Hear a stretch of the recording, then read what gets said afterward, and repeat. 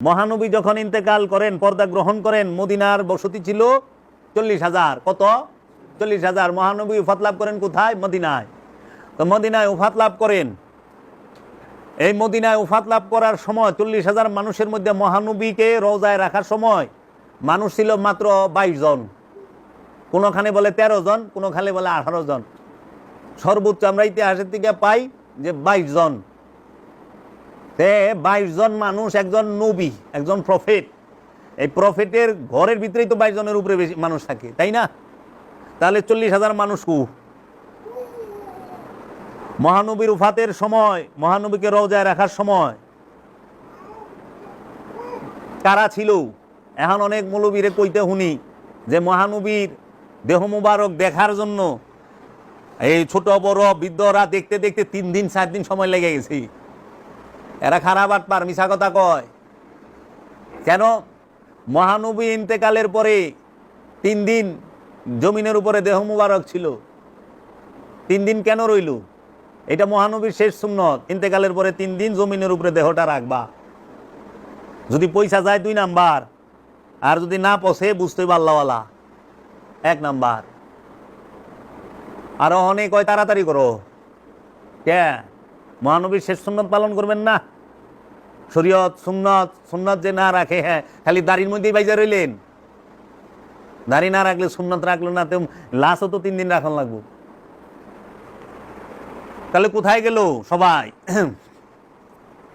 মহানবীকে রওজায় রাখার সময় এত কম মানুষ কেন? প্রশ্ন আসে মনে।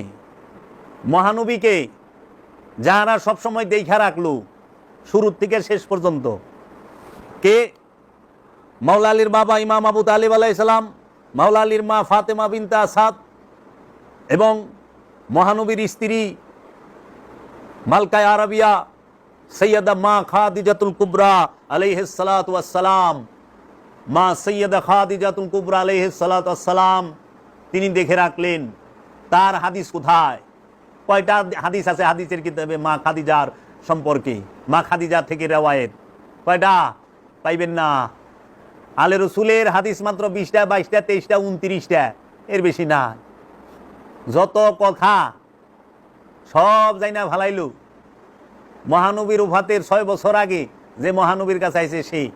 আর মা খাদিজাতুল কুবরা, তিনি মহানবীর সাথে ঘর সংসার করছে 27 বছর। কত বছর? 27 বছর। মহানবী 52 বছরের আগ পর্যন্ত কোনো দ্বিতীয় স্ত্রী গ্রহণ করে নাই। মহানবী মা খাদিজার সাথে যতকাল মা খাদিজাই এই পৃথিবীর বুকে দেহ ধারণ করেছিলেন, দ্বিতীয় স্ত্রী মহানবী গ্রহণ করেন নাই। মা খাদিজার সাথে 27 বছর ঘর সংসারকালীন সময়ে দ্বিতীয় স্ত্রী মহানবীর ছিল না।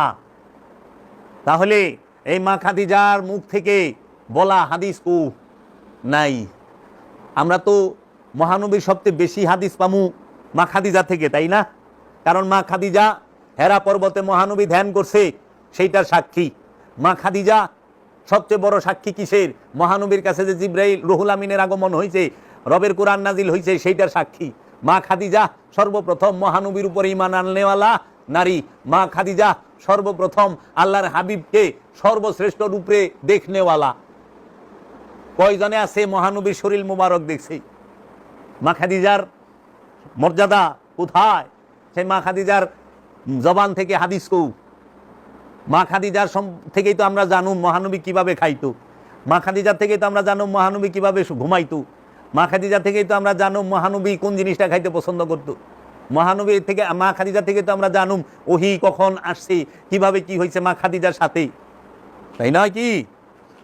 মা খাদিজারই ঢেকে ফেলাইছে। মা খাদিজার সম্পর্কে আমাদের বর্তমান সমাজে ওয়াজ মাহফিলের মধ্যে আলোচনা হয় না? হয়। জগতের সবচেয়ে বড় আদর্শবান নারীকে মা খাদিজা। জগতের সমস্ত মুসলিম নারীরা আদর্শ শিখবে কার কাছ থেকে? মা খাদিজার কাছ থেকে। জগতের সমস্ত মুসলিম নারীরা আদর্শ শিখবে কার কাছ থেকে? মা ফাতেমাতুজ জাহরা থেকে। সর্বশ্রেষ্ঠ উত্তম চরিত্রের অধিকারী এই 2 জন, জগতের সর্বময় উত্তম চরিত্রের অধিকারী এই 2 জন, মা খাদিজা আর মা ফাতেমা। মা ফাতেমার জবান থেকে হাদিসের সংখ্যা খুবই নগণ্য হাদিসের কিতাবে। অথচ মা ফাতেমা মহানবীর কুলে বড় হয়েছে, মহানবীর ওরসে আসছে, মহানবীর বিছানায় মা ফাতেমা, মহানবীর বুকে মা ফাতেমা, মহানবীর চিন্তায় মা ফাতেমা, মহানবীর ভাবনায় মা ফাতেমা, মহানবীর ভালোবাসা মা ফাতেমা, মহানবীর আদর মা ফাতেমা, মহানবীর কন্যা মা ফাতেমা, মহানবীর কলিজা টুকরা মা ফাতেমা। ও মৌলবী সাহেব, ও আমার ভাইয়েরা, আপনি কলিজা টুকরা যদি আপনার মেয়াটা হয়, আপনার চোখে নূর হয়, তাহলে রসুলের মেয়ে কি রসুলের কাছে? রসুলের মেয়েটা কি রসুলের কাছে? একটা মাত্র কন্যা, আল্লাহর হাবিবের একটা মাত্র কন্যা এই জগতে, আল্লাহর হাবিবের ওরস থেকে। আল্লাহর হাবিবের ওরসে দ্বিতীয় আর কোনো কন্যা নাই, এক কন্যা সাইয়্যিদাতুন নিসা মা ফাতেমাতুজ জাহরা। অন্য যারা আছে তারা পালক কন্যা, ঔরসের না, ঔরসের না। হযরত উসমান রাদিয়াল্লাহু তাআলা আনহুর কাছে দুই কন্যা বিয়ে দিছে, দুনো কন্যা পালক, পালিত মেয়ে। রসুলের ঔরসের কন্যা একজন, সাইয়্যিদাতুন নিসা মা ফাতেমাতুজ জাহরা আলাইহিস সালাতু ওয়াস সালাম।